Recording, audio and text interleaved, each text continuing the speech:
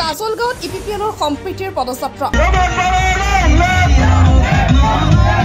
বিটিআৰত জাতি ধৰ্মৰ ৰাজনীতি নচলিব প্ৰমোদ বড়ো বিটিআৰ পৰিষদীয় নিৰ্বাচন চমু চাপি অহাৰ লগে লগে বিভিন্ন ৰাজনৈতিক দলসমূহৰ নিৰ্বাচনী প্ৰচাৰ তীব্ৰতৰ হৈ উঠিছে মুখ্যমন্ত্ৰী ডক্টৰ হিমন্ত বিশ্ব শৰ্মা লগতে তেওঁৰ কেবিনেট মন্ত্ৰী বিজেপি আৰু কংগ্ৰেছৰ ৰাজ্যিক সভাপতি গৌৰৱ গগৈ পৰিষদীয় নিৰ্বাচনৰ প্ৰচাৰত নামিলেও বিটিআৰ আঞ্চলিক দল বিপিএফ আৰু ইপিপিএল প্ৰচাৰ তুংগত উঠিছে 5 দিন পূৰ্বে কাজলগাঁৱত অনুষ্ঠিত হোৱা হাগ্ৰামা মহিলাৰ এই সংকল্প সভাত যথেষ্ট সংখ্যক জনসমাগম হৈছিল যদিও আজি তাৰ প্ৰত্যুত্তৰত অনুষ্ঠিত হোৱা প্ৰমোদ বড়ো সম্প্ৰীতিৰ পদযাত্ৰা আৰু মুকলি সভাখন জনসমুদ্ৰত পৰিণত হোৱা পৰিলক্ষিত হৈছে ৰাজ্যসভাৰ সাংসদ ৰণগৌৰা নাৰ্জাৰী আধ্ৰা চিৰাং জিলা অন্তৰ্গত 15 নং কাজলগাঁও সমষ্টিৰ খালজোৰা খেলপথাৰত অনুষ্ঠিত উক্ত সভাখনত বিটিআৰ প্ৰধান প্ৰমোদ বড়োৱে প্ৰাক্তন চিফ তথা বিপিএফ সভাপতি হাগ্ৰামা মহিলাৰ কটাক্ষ কৰি কৈছে হাগ্ৰামা 2022 চনতে আত্মসমৰ্পণ কৰিছে হাগ্ৰামাই একমাত্ৰ সমতাৰ কাৰণে ৰাজনীতি কৰে চিফ হ'ব নোৱাৰিলে বুলি বিগত 5টা বছৰে এবাৰো পৰিষদীয় বিধানসভাত উপস্থিত নাথাকিল তেওঁ বিৰোধীত থাকিও বিধানসভাত উপস্থিত হৈ বিটিআৰ বাহিৰ হকে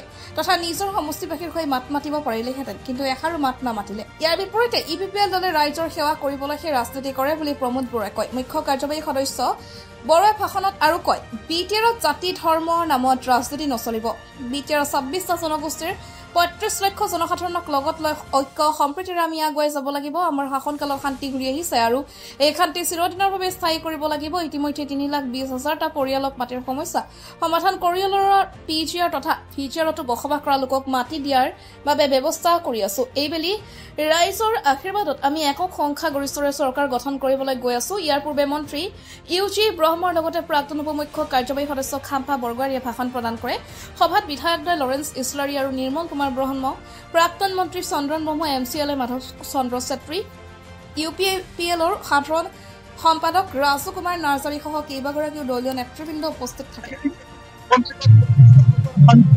আৰু সম্প্ৰীতি আমাৰ মাজত এতিয়ালৈকে আমি সদায় এই শান্তিৰ কাৰণে কথা কৈ যাম সম্প্ৰীতিৰ কাৰণে কথা কৈ যাম বড়ো অনাবড়ো ৰাজনীতি ধৰ্ম ভেদাভেদ ৰাজনীতি ইয়াৰ বিপক্ষে আমি মাত মাতি যাম আৰু সমাজখন মৰম স্নেহ বিশ্বাসৰ এনাজৰিৰে বান্ধি পেলাই আগবাঢ়ি যাবৰ কাৰণে আমি কাম কৰি আপুনি কৈছিলে যে শাসনৰ সময়ত বন্ধুকে শব্দৰে ৰাতিপুৱা আহিছিল প্ৰত্যুত্তৰত কৈছে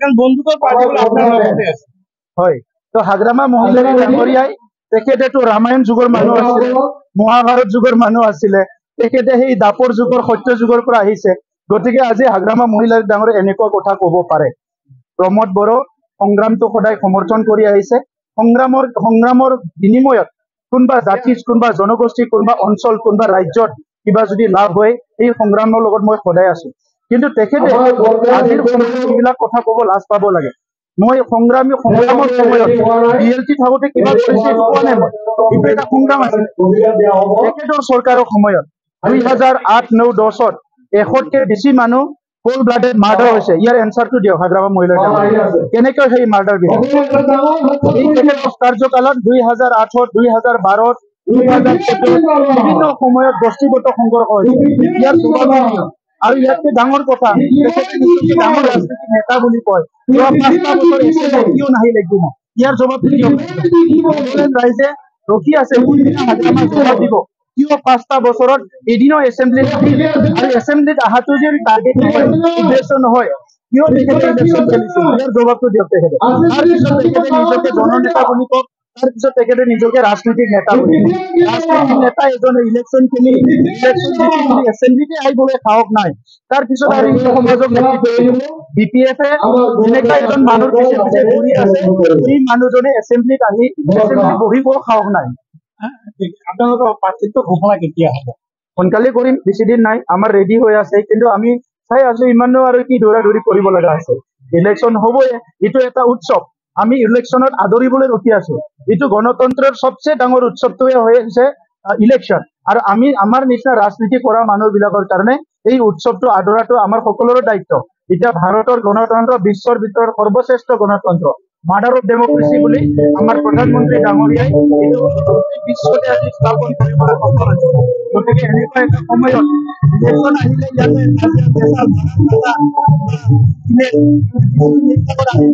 আমাৰ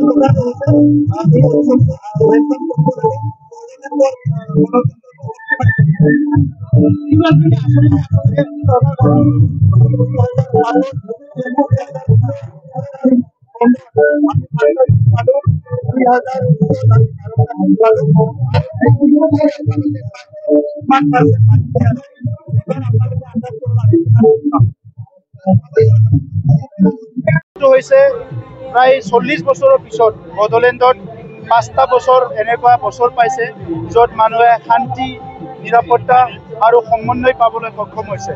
UPPL মডেল অফ পলিটিক্স যিটো UPPL মডেলৰ ৰাজনীতি ইয়াত আমাৰ টাৰ্গেট আছিলে যে বড়োলেণ্ডৰ 35 লাখ জনসাধাৰণক শান্তি ঘূৰাই আনিব দিব লাগে, নিৰাপত্তা আনি দিব লাগে আৰু সমন্বয় আনি দিব লাগে। এটা সময়ত ইয়াতে বড়ো অনাবড়ো ৰাজনীতি হৈছিলে, ধৰ্ম ইয়াত বিভিন্ন জাতি জনগোষ্ঠীৰ মাজত সংঘাত হৈছিলে, ভাতৃঘাতী সংঘাত হৈছিলে, এটা সময়ত অস্ত্ৰৰ জনজননী আছিলে আৰু এই গোটেইবিলাক শেষ কৰি 2020 চনত যেতিয়া আমাৰ চৰকাৰ আহিল ইয়াৰ পিছত এই 5টা বছৰ বহুত শান্তিৰে লোক আমাৰ বড়োলেণ্ড ৰাইজে 26টা জনগোষ্ঠীয়ে বহুত শান্তিৰে পাৰ কৰিছে। গতিকে আমাৰ UPPLৰ সংকল্প UPPLৰ 80 টকা দিনৰ কাৰণে আমাৰ পইণ্টটো হৈছে যে বড়োলেণ্ডৰ শান্তি চিৰযুগমীয়া হ'ব লাগিব আৰু এই যাত্ৰা এই সংগ্ৰাম আমি কণ্টিনিউ কৰি যাম যেতিয়ালৈকে বড়োলেণ্ডত আমি এটা জেনেৰেশ্যন কমচে কম 25টা বছৰ শান্তি আৰু সম্প্ৰীতি আমাৰ মাজত নাথাকে তেতিয়ালৈকে আমি সদায় এই শান্তিৰ কাৰণে কথা কৈ যাম, সম্প্ৰীতিৰ কাৰণে কথা কৈ যাম। বড়ো অনাবড়ো যিটো ৰাজনীতি ধৰ্ম ভেদাভেদ ৰাজনীতি ইয়াৰ বিপক্ষে আমি মাত মাতি যাম আৰু সমাজখন মৰম স্নেহ বিশ্বাসৰ এনাজৰীৰে বান্ধি পেলাই আগবাঢ়ি যাবৰ কাৰণে আমি কাম কৰি থাকিম। আপুনি কৈছিলে যে এটা সময়ত হাগ্ৰামলীৰ শাসনৰ সময়ত বন্দুকৰ শব্দৰে ৰাতিপুৱাইছিল আৰু হাগ্ৰামা মহিলাৰ প্ৰত্যুত্তৰত কৈছে যে এটা সময়ত অশান্তিৰ মূলতে বোলে আপুনি আছিল কাৰণ বন্দুকৰ পাৰ্টি বোলে আপোনাৰ লগতে আছে। হয়, তো হাগ্ৰামা মহিলাৰী ডাঙৰীয়াই তেখেতেতো ৰামায়ণ যুগৰ মানুহ আছিলে, মহাভাৰত যুগৰ মানুহ আছিলে, তেখেতে সেই দাপৰ যুগৰ সত্য যুগৰ পৰা আহিছে। গতিকে আজি হাগ্ৰামা মহিলাৰী ডাঙৰীয়া এনেকুৱা কথা ক'ব পাৰে। প্ৰমোদ বড়ো সংগ্ৰামটো সদায় সমৰ্থন কৰি আহিছে। সংগ্ৰামৰ বিনিময়ত কোনোবা জাতি, কোনোবা জনগোষ্ঠী, কোনোবা অঞ্চল, কোনোবা ৰাজ্যত কিবা যদি লাভ হয় সেই সংগ্ৰামৰ লগত মই সদায় আছোঁ। কিন্তু তেখেতে আজিৰ সময়ত এইবিলাক কথা ক'ব লাজ পাব লাগে। মই সংগ্ৰামৰ সময়ত BLT থাকোঁতে কিবা কৰিছে এইটো কোৱা নাই, মই এইটো এটা সংগ্ৰাম আছিলে। তেখেতৰ চৰকাৰৰ সময়ত 2008, 9, 10ত 100তকৈ বেছি মানুহ কোল্ড ব্লাডেড মাৰ্ডাৰ হৈছে। ইয়াৰ এনচাৰটো দিয়ক হাগ্ৰামা মহিলাৰ ডাঙৰীয়া, কেনেকৈ সেই মাৰ্ডাৰবিলাক এই তেখেতৰ কাৰ্যকালত 2008ত, 2012ত, 2014ত বিভিন্ন সময়ত গোষ্ঠীগত সংঘৰ্ষ হৈছে। ইয়াৰ জবাবটো দিয়ক। আৰু ইয়াতকৈ ডাঙৰ কথা, তেখেতে নিজকে ডাঙৰ ৰাজনীতি নেতা বুলি কয়। যোৱা 5টা বছৰ এছেম্বলি কিয় নাহিল একদিনো? ইয়াৰ জবাবটো দিয়ক ৰাইজে। বড়োলেণ্ড ৰাইজে ৰখি আছে কোনদিনা হাগ্ৰামা জবাব দিব। কিয় 5টা বছৰত এদিনো এছেম্বলিত নাহিল আৰু এছেম্বলিত অহাটো যদি টাৰ্গেট নহয়, উদ্দেশ্য নহয়, কিয় তেখেতে ইলেকশ্যন খেলিছিল? ইয়াৰ জবাবটো দিয়ক তেখেতে। তাৰপিছত তেখেতে নিজকে জননেতা বুলি কওক, তাৰপিছত তেখেতে নিজকে ৰাজনীতিক নেতা বুলি কওক। ৰাজনীতিক নেতা এজনে ইলেকশ্যন খেলি ইলেকশ্যন জিকি যদি এছেম্বলিতে আহিবলৈ সাহস নাই, তাৰপিছত আৰু সি সমাজক নেতৃত্ব দিব। BPF-এ এনেকুৱা এজন মানুহৰ পিছে পিছে ঘূৰি আছে যি মানুহজনে এছেম্বলিত আহি এছেম্বলিত বহিব সাহস নাই। আপোনালোকৰ প্ৰাৰ্থিত্ব ঘোষণা কেতিয়া হ'ব? সোনকালে কৰিম, বেছি দিন নাই। আমাৰ ৰেডি হৈ আছে, কিন্তু আমি চাই আছোঁ ইমানো আৰু কি দৌৰা দৌৰি কৰিব লগা আছে। ইলেকশ্যন হ'বয়ে, এইটো এটা উৎসৱ। আমি ইলেকশ্যনত আদৰিবলৈ ৰখি আছোঁ।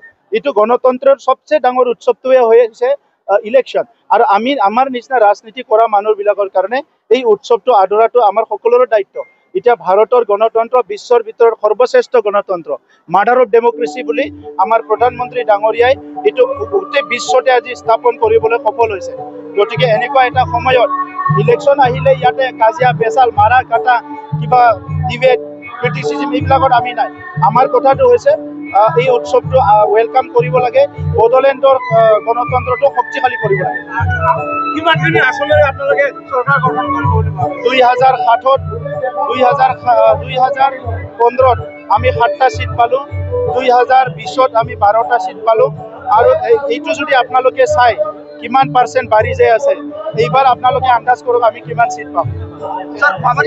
গ্ৰামাই যিমানে আক্ৰমণ নকৰক অন্তৰত তাৰ মৰম আছে, মোৰ প্ৰতি এটা শ্ৰদ্ধাও আছে, ভাল পোৱা আছে ভিতৰত। মই জানো তেওঁ মোক খুব ভাল পায় আৰু এইটোৰ কাৰণে মনটো বেয়া লাগি আছে যে মই তেওঁৰ লগত নাই। তেওঁ বিচাৰিছিলে মই তেওঁৰ লগত থাকিব লাগে আৰু মই কৈছিলোঁ কি তেওঁৰ লগত মই থাকিম, কিন্তু বৃহত্তৰ ইণ্টাৰেষ্টত তেওঁ অলপমান যাতে গুৰুত্ব দিয়ে আৰু আপচুৱে আহ্বান কৰা একত্ৰীকৰণ আৰু দুয়োটা দলৰ মাজত আলোচনা এইটো যদি সি মানে সন্মান দিলেহেঁতেন মই তেওঁৰ লগত নিশ্চিতভাৱে থাকিলোহেঁতেন।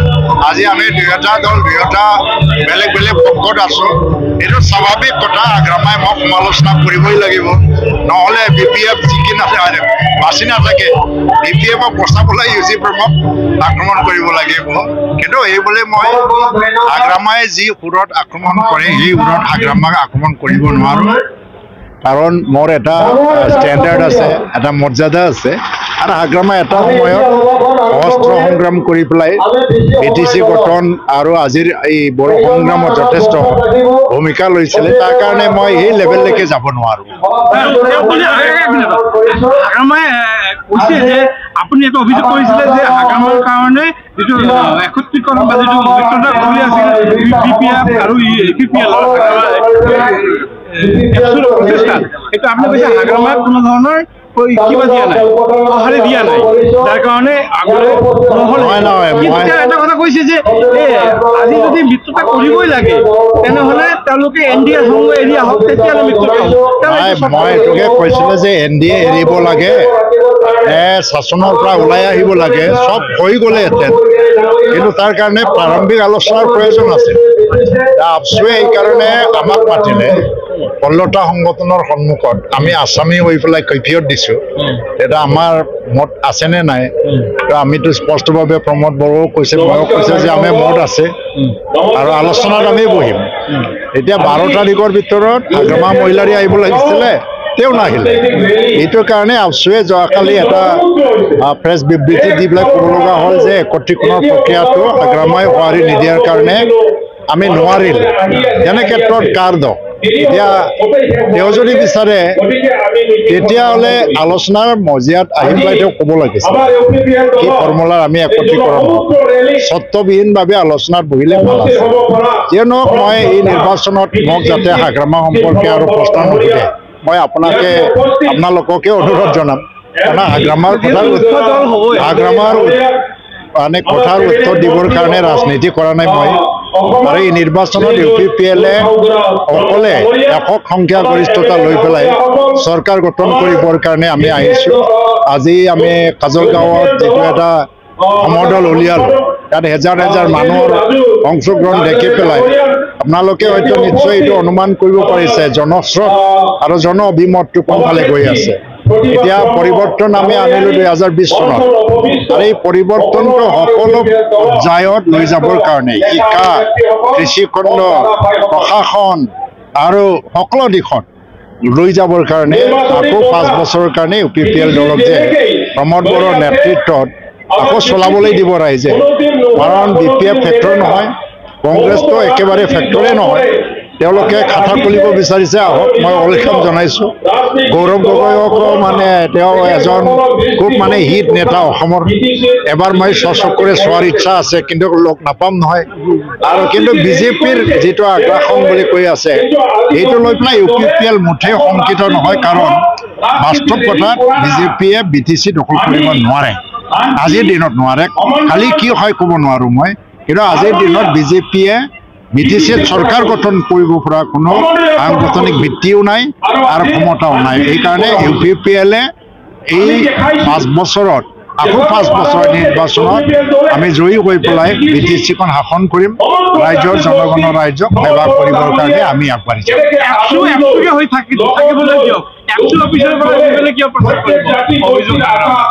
মইতো আজিকালি আপচু অফিচত নোযোৱা প্ৰায় বহুত বছৰ হ'ল, মিনিষ্টাৰ হোৱাৰ পিছত যেতিয়া আপচুৱে কিবা প্ৰগ্ৰাম বা কিবা মাতি পেলাই মোক মাতি তেতিয়া যাওঁ, কিন্তু মই নিজে আবছু অফিচত নাযাওঁ, প্ৰমোদ বড়াইও নাযায় এতিয়া আজিকালি।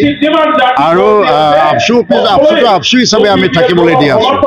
এতিয়া আবছুৱে যদি জাতীয় ছাত্ৰ আৰু বৃহত্তৰ জনগণৰ স্বাৰ্থত যদি এই নিৰ্বাচনত নিজৰ ভূমিকা আছে বুলি যদি ভাবে আৰু তেওঁলোকে নিজে যদি সিদ্ধান্ত লৈ পেলাই আমাক সহায় কৰে বা সমৰ্থন দিয়ে, এইটো একৰ্ডৰ ছাত্ৰ মানে জ্বলোৱা চুক্তিটো সম্পূৰ্ণ কৰিব লাগে। আজি 125 এমেণ্ডমেণ্টটো আনিবই লাগে। আকৌ গহপুৰ বিশ্বনাথ গাঁৱৰ এইটো মানে BPF-এ কৈছিলে কোনোদিন নোসোমায়, এইটো সোমাই আছে আবছুৰ কাৰণে। আমি যদি এতিয়া চৰকাৰ আৰু আবছু মিলি পেলাই চুক্তি ৰূপায়ণৰ কাম নকৰে, তেতিয়া চুক্তি ৰূপায়ণ নহয়। আবছু সদায় আবছুৱে আমাৰ কোনো ব্যক্তিৰ মানে তলত নহয়, আবছু সদায় উৰ্ধত আছে। হাগ্ৰামাৰো উৰ্ধত। হাগ্ৰামা যদি ভাবিছে যে আবছুক নিজৰ তলত ৰাখিব পাৰিলে ভাল আছিল, আবছুৱে কোনোদিন কাৰো তলত নাযাব, আমাৰ ওপৰতে আবছু। যোৱাকালি হাগ্ৰামা মহিলাৰীয়ে মানে একফালে মিত্ৰতাৰ কথা কয়, কিন্তু আৰেকফালে কিন্তু দেখা গৈছে আপোনাৰ যিহেতু UG আণ্ডাৰগ্ৰাউণ্ড